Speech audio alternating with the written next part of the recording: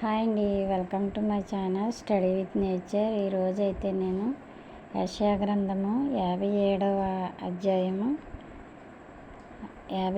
అధ్యాయంలో మొదటి వచనం అయితే చదువుతున్నానండి. నీతిమంతులు నశించుట చూచి ఎవరునూ దానిని మనసును పెట్టరు. నీతిమంతులు నశించుట చూచి దానిని ఎవరు మనసును పెట్టరు. భక్తులైన వారు తీసుకొని పోబడుచున్నారు.